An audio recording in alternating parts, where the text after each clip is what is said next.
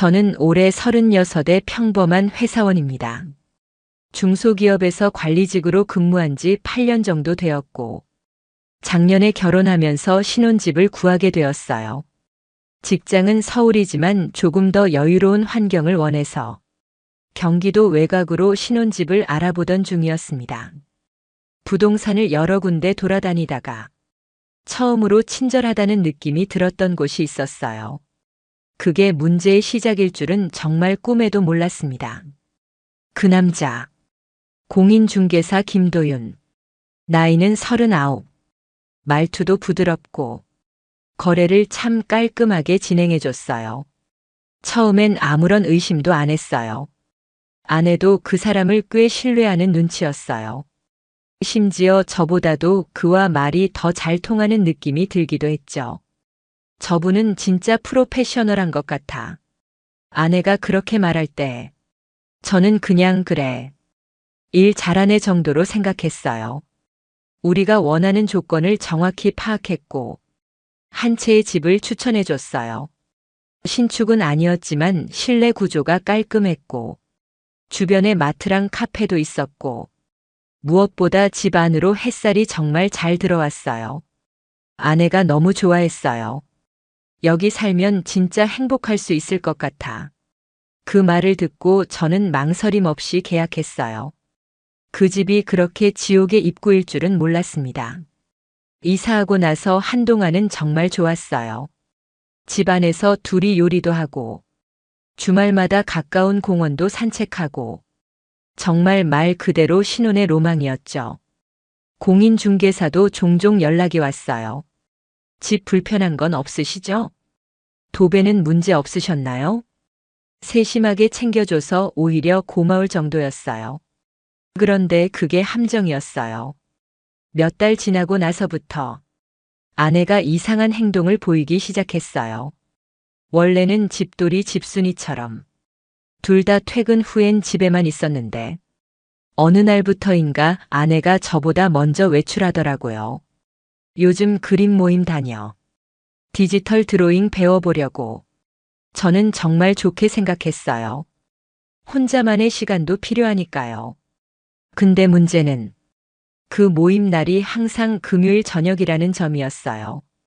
그리고 돌아오는 시간도 점점 늦어졌어요. 처음엔 밤 10시, 그 다음은 11시, 어느 날은 12시 반에 들어오더라고요. 지하철 끊겨서 택시 탔어. 미안이라는 말에 너무 당황했어요. 이상하게 저한테 미안해할 이유가 없었거든요. 하루는 제가 장염 때문에 조퇴하고 오후 2시쯤 집에 갔는데 집이 텅 비어 있었어요. 원래 아내는 그 시간쯤엔 집에 있는 날이었는데 전화도 안 받았어요. 한참 뒤에 메시지가 왔죠. 친구랑 점심 먹고 카페 왔어. 왜? 그날 저는 그 말 한 줄이 머릿속에서 자꾸 떠나질 않았어요. 왜 대답이 이렇게 빠르게 안 왔을까? 왜 평소보다 말투가 어색했을까? 왜 하필이면 그 시간에. 그리고 일이 터진 날은 진짜 아무런 예고 없이 찾아왔습니다. 그날은 회사 회식이 있었어요. 저는 술을 많이 마시진 않았고 택시를 타고 집 근처로 돌아오고 있었죠. 근데 골목으로 들어서는데 거기에 불이 꺼진 줄 알았던 그 부동산 사무실 안쪽에서 불빛이 새어나오고 있었어요. 밤 11시 반이었어요. 부동산은 보통 저녁 8시면 닫혔고 간판도 꺼져 있었는데 그날은 어두운 실내에 노란 조명이 흔들리며 깜빡이고 있었어요. 그리고 창가 쪽에 실루엣이 보였어요. 두 사람이었어요. 어깨를 맞대고 서로를 바라보는 듯한 자세. 처음엔 믿지 않았어요. 그저 고객 상담하겠거니. 근데 그 실루엣의 뒷머리가 너무나 익숙했던 겁니다. 제 아내였어요. 설마 하면서도 제가 멍하니 그 앞에 서 있었어요. 그 순간 문이 열렸고 그 안에서 나온 사람은 정말 제 아내였습니다. 그리고 그 뒤를 따라 나온 사람. 공인중개사 김도윤. 그 둘은 저를 못 본 채 가볍게 웃으며 사무실 문을 닫고 같이 길을 걷기 시작했어요. 뒷모습에서 느껴지는 자연스러운 친밀감. 그게 진짜 저를 무너뜨렸어요. 그날은 그냥 돌아왔어요. 믿고 싶지 않았어요. 이게 진짜인가 싶었어요. 머릿속이 하얘지고 눈앞이 핑 돌았어요. 아내는 새벽 1시에 들어왔어요. 저는 자는 척하고 있었어요. 그녀는 조용히 옷을 갈아입고 화장실에 들어가 샤워를 했어요. 그 소리를 들으며 저는 온몸이 얼어붙은 것처럼 움직일 수 없었어요. 다음 날 저는 부동산 사무실 주변 CCTV 위치를 확인하기 시작했어요. 근처 마트, 카페, 그리고 공영주차장. 그 어느 곳이든 그날의 진실이 담긴 장면이 있기를 바랐습니다. 저는 아내의 핸드폰도 슬쩍 봤어요. 비밀번호는 몰랐지만 태블릿과 연동되어 있는 사진 백업 앱이 있었거든요. 거기서 중개업자와 찍은 셀카를 발견했습니다. 식당에서, 카페에서, 심지어 우리 집 앞에서. 말도 안 됐어요. 그 사진을 보는 순간 속이 다 뒤집히는 기분이었어요. 신혼집 앞에서 다정하게 웃으며 찍은 셀카. 그 여자가 누구였는지 저는 알고 있었어요. 내 아내. 그 사진을 본 순간 진짜 말 그대로 머리를 망치로 얻어맞은 기분이었어요. 그 웃는 얼굴, 그 익숙한 미소, 그 어깨에 자연스럽게 기댄 모습. 그건 그냥 친구끼리 찍는 셀카가 아니었어요. 그건 분명히 관계가 있는 사람들만이 나올 수 있는 그림이었어요. 그 순간 제 눈앞에 스쳐 지나간 것들이 있었습니다. 이사 첫날, 우리가 부동산 사무실에서 웃으며 셋이 사진 찍던 장면. 여기서 좋은 일만 가득하실 거예요. 그 말이 아직도 귀에 생생했어요. 좋은 일? 그게 내 놈이 내 아내랑 신혼집에서 바람 피운다는 뜻이었냐? 분노에 치를 떨었어요. 진짜 믿고 싶지 않았지만 더 이상 부정할 수 없었어요. 그 놈은 내 아내에게 계속해서 접근하고 있었던 겁니다. 그것도 내가 지켜야 할 공간, 우리 둘만의 공간, 신혼집을 거래 핑계로 제공하면서 이제 증거가 필요했어요. 그래야 법적으로든 사회적으로든 이 두 사람을 무너뜨릴 수 있었으니까요. 저는 바로 민간 탐정을 찾아갔습니다. 부끄러움 없었어요. 그딴 감정은 이미 끝났고 남은 건 진실을 밝히는 집착뿐이었어요. 탐정에게는 솔직히 모든 걸 말했어요. 아내가 부동산 중개사와 바람피는 것 같습니다. 사무실 위치, 최근 외출 경로, 확보된 사진, 이 모든 걸 드릴 테니 확실한 증거를 확보해 주세요. 탐정은 고개를 끄덕였고 바로 다음 날부터 추적이 시작됐습니다. 아내는 매주 금요일 저녁마다 외출했습니다. 그림 모임 간다는 그 말. 이제 들을 때마다 속이 뒤틀릴 정도였어요. 그림은 무슨 그림? 거기서 그린 건 내 결혼을 찢는 붓질이었겠지요. 두 번째 금요일, 탐정에게서 연락이 왔습니다. 오늘 부동산 사무실 쪽으로 들어갔습니다. 문은 잠겨 있었지만 내부 불은 들어와 있었고 외부에서 위치 확인 완료했습니다. 현재 남성 1명, 여성 1명이 내부에 체류 중입니다. 저는 더는 참을 수 없었어요. 탐정에게 말했어요. 그 안에서 뭘 하는지 찍어주세요. 창문이 있잖아요. 커튼이 비치는 정도라도 괜찮으니까. 움직임을 꼭 남겨주세요. 그날 밤, 저는 한 장의 사진을 받았습니다. 부동산 사무실 창가에서 가로등 불빛에 비친 커튼 그림자. 두 사람이 껴안은 듯한 형상이었습니다. 처음엔 이게 무슨 증거냐 싶었지만 시간이 지나며 사진 속 인물들의 윤곽이 조금 더 선명해졌어요. 그림자가 움직였고 심지어 입을 맞추는 듯한 장면이 포착되었어요. 진짜 숨이 막혔어요. 내가 저 문을 열고 들어가서 다 뒤집어야 하나. 그 생각이 10번도 넘게 들었어요. 하지만 참고 또 참았어요. 그들은 감정으로 무너뜨릴 존재들이 아니었어요. 증거로, 기록으로, 합법적으로 짓밟아야 했어요. 그리고 결정적인 날이 왔습니다. 그날은 제가 아예 연차를 내고 도윤의 사무실을 하루 종일 감시하기로 했습니다. 카메라 2대, 보조 배터리, 음성 녹음기, 그리고 차량 대기까지 준비했어요. 아내는 낮 1시에 나갔어요.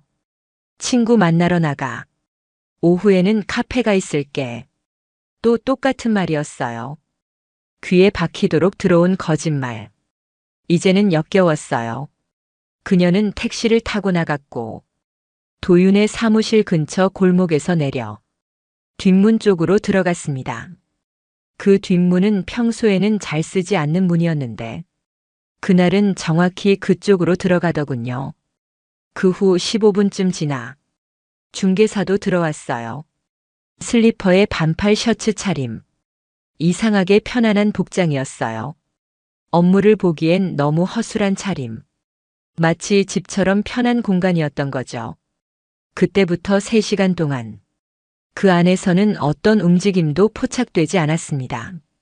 그리고 오후 4시 20분 중개사가 문을 열고 쓰레기 봉투를 들고 나왔어요. 그 장면을 찍은 제 손이 덜덜 떨리고 있었어요. 너무나 평범하게, 너무나 익숙하게 그는 그 공간을 지배하고 있었어요. 마치 그곳이 자신의 연인과의 비밀 아지트라도 되는 듯한 태도였어요.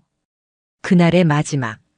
아내가 사무실에서 나왔고 중개사는 그녀의 손을 살짝 잡더니 이마에 키스를 했어요. 정확히 사무실 문 앞에서 대낮에 저는 그 장면을 녹화했고 저의 심장은 산산조각이 났어요. 그날 밤 저는 USB를 들고 탐정에게 다시 말했어요. 이제 증거는 충분하죠? 탐정은 고개를 끄덕였어요. 녹화 영상, 사진, 이동 경로, 심지어 메시지까지 법적으로 충분한 불륜 증거입니다. 저는 그 말을 듣고 그 자리에서 숨을 내쉬었어요. 너무 오래 참았고 너무 오래 속았어요. 그리고 다음 단계로 법적 절차에 착수하기로 했어요. 증거는 이미 충분했습니다. 제 손에는 영상 파일, 사진 파일, 위치 기록, 메시지 내역까지 그야말로 법정에서 무릎 꿇릴 수 있는 풀셋이 준비되어 있었어요. 이제는 행동할 차례였습니다. 저는 바로 이혼 전문 변호사를 찾아갔습니다. 서울에서도 손에 꼽힌다는 가정법률 사무소였고 제 상황을 듣고 변호사도 약간 놀라는 눈치였어요. 공인중개사요? 그 사람이 집을 소개해줬고 부인과 불륜 관계였다고요? 네. 제가 지금 살고 있는 그 집. 바로 거기서 바람을 피웠습니다. 이건 단순한 상간 소송보다 더 갈 수 있습니다. 계약 사기나 업무상 위계에 의한 유혹 혐의까지 확대할 수 있어요. 그 말을 듣고 처음으로 약간 후련해졌어요. 감정적인 복수는 아무것도 아니었고 법의 칼로 무너뜨리는 게 진짜 복수였으니까요. 변호사는 즉시 소장 작성을 시작했고 제가 제공한 자료를 전부 정리해 정황 설명서에 녹여냈습니다. 심지어 중개사가 해당 부동산 카페와 협회에서 활동하는 이력이 있다는 것도 확인했고 해당 기관에도 민원을 제기할 준비를 시작했어요. 아내 쪽은요? 재산 분할에서 불리하게 할 수 있나요? 현재까지 확보한 증거만으로도 부인의 명백한 귀책 사유가 입증됩니다. 재산 분할은 최소화되고 위자료도 청구 가능합니다. 얼마까지 가능하죠? 상황에 따라 다르지만 공인중개사와의 장기적 불륜, 신혼집 제공자라는 점, 정서적 배신까지 감안하면 4천만 원 이상도 가능할 겁니다. 숫자를 들었을 때보다 그 금액이 뜻하는 가치와 분노의 무게가 더 컸어요. 저는 그 자리에서 소장을 정식으로 제출하기로 결정했고 아내와 도윤을 중개사를 피고로 지정했습니다. 그날 밤 집으로 돌아와 아내를 보는데 진짜 사람 하나도 믿을 수 없다는 생각이 들었어요. 부엌에서 웃으며 고구마를 찌고 있었어요. 오늘은 너 좋아하는 갈비찜 해줄까? 그 목소리를 들으며 저는 그냥 고개를 끄덕였습니다. 진짜 무서운 건 그녀의 연기력이었어요. 아무런 죄책감도 없고 아무런 두려움도 없는 표정. 그게 정말 소름 끼쳤어요. 그날 밤 저는 거실에 앉아 그녀의 SNS를 훑어봤어요. 그리고 발견한 건 숨겨진 계정 하나였습니다. 일반적인 이름이 아니라 GOG74 이런 식의 평범한 아이디. 그런데 그 계정에는 중개사와 찍은 사진이 20장이 넘게 올라가 있었어요. 기억나? 우리 처음 만난 날. 그때 이 집 보여주러 갔다가 반해버렸지. 신혼집 같은 이 공간. 우리만의 비밀이야. 그 밑에는 좋아요가 몇 개 없었어요. 분명히 비공개 계정. 서로만 공유하고 있는 그들만의 세계. 진짜 뇌가 타들어가는 기분이었어요. 나는 거기서 매일 밥을 먹고 있었는데 그들은 그 공간을 비밀스러운 쾌락의 장소로 포장하고 있었던 거죠. 소장 접수 3일 후 아내에게 등기 우편이 도착했습니다. 그녀는 아무 생각 없이 우편을 뜯었고 그걸 읽는 순간 얼굴이 하얘졌어요. 이혼 소송? 이게 무슨... 지훈아 이건 뭐야? 저는 조용히 말했습니다. 이제 말 안 해도 알겠지? 그녀는 당황했고 한참 동안 입을 열지 못했습니다. 도윤이랑 그게 그냥 잠깐 감정이. 그때 저는 웃었습니다. 말도 안 되는 변명. 감정? 그 감정이 우리 신혼집 바닥에서 굴러다녔나 보지. 그녀는 입을 틀어막고 울기 시작했어요. 저는 그 순간 처음으로 감정이 하나도 안 들었어요. 그녀의 눈물, 그녀의 떨리는 손, 전부 다 연기처럼 느껴졌고 제가 보고 있던 건 배우의 리허설 같았어요. 오늘 안으로 짐 싸. 이 집은 이제 내 공간이 아니야. 지훈아 제발 한 번만. 그 입에서 부탁 나오기 전에 내가 뭘 했는지 먼저 돌아봐. 그리고 그녀는 그날 밤 친정으로 돌아갔습니다. 소장이 전달된 그날 중개사는 문자 한 통을 보내왔습니다. 지훈 씨 오해가 있는 것 같아서요. 이런 식으로 법적으로 가는 건 너무하지 않나요? 저는 답장을 하지 않았어요. 이미 그와 나눌 대화는 없었고 판결문으로 말할 예정이었으니까요. 며칠 후 SNS에서 부동산이 폐업했다는 소식이 들렸습니다. 이상하리만큼 빠른 정리. 아마 소문이 돌기 시작한 것 같았어요. 특히 지역 부동산 커뮤니티에 신혼부부 상대로 접근한 악질 중개사 조심하세요. 거래 도중 부인과 부적절한 관계 맺은 중개사 실존함. 이런 글들이 올라오기 시작했어요. 그 안에 실명은 없었지만 주소지, 상호명, 운영 스타일, 전부 그놈에게 해당되는 내용이었어요. 입막음을 못한 거죠. 그 사람. 입으로는 부드럽고 점잖은 척하지만 뒤로는 얼마나 더러운 짓을 했는지 사람들은 결국 알게 된 거예요. 그리고 가장 충격적인 건 또 다른 피해 여성이 있다는 제보가 들어온 겁니다. 부동산 폐업 소식이 돌기 시작하자 지역 커뮤니티에는 하나둘씩 이상한 글들이 올라오기 시작했습니다. 이 동네 중개사 중에 이상한 사람 있어요. 계약할 때 너무 과하게 접근하더니 나중엔 개인 연락을 자꾸 보내더라고요. 진짜 부동산 사무실이 아니라 무슨 연애 상담소인 줄. 여성만 혼자 방문하면 이상한 눈빛 줘요. 그 글들엔 공통된 표현이 많았어요.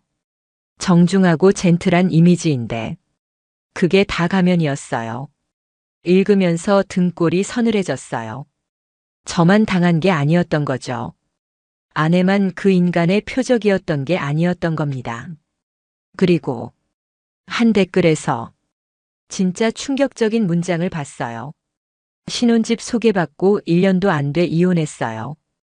이유요? 말 못하겠네요. 그 사람 이름 도윤 씨 맞죠?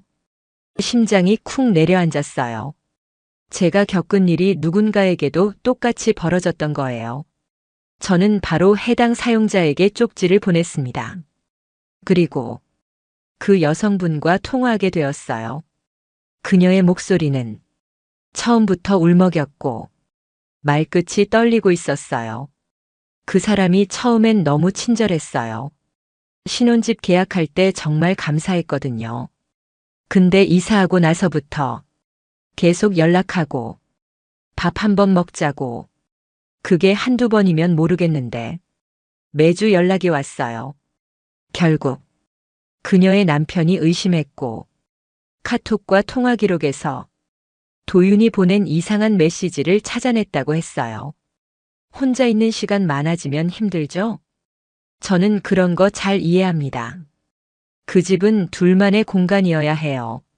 누가 주인이든 진짜 편한 사람만이 머물 수 있죠. 미친놈이었어요. 그 집이라는 공간을 심리적으로 장악하는 도구로 써온 거예요. 부동산 계약이 아니라 감정 사냥을 해온 놈이었던 거죠. 그녀도 이혼했고 정신과 치료까지 받았다고 했어요. 그녀의 이야기와 자료를 제 변호사에게 넘겼습니다. 그리고 해당 여성 역시 참고인 자격으로 진술서를 제출하기로 했어요. 이제 법정 준비는 완벽하게 갖춰졌습니다. 드디어 첫 공판날, 아내와 그놈, 그리고 저, 세 사람이 법원 앞에서 마주하게 되었어요. 정말 어이없게도 도윤은 정장을 말끔하게 차려입고 나왔어요. 수트에 넥타이까지.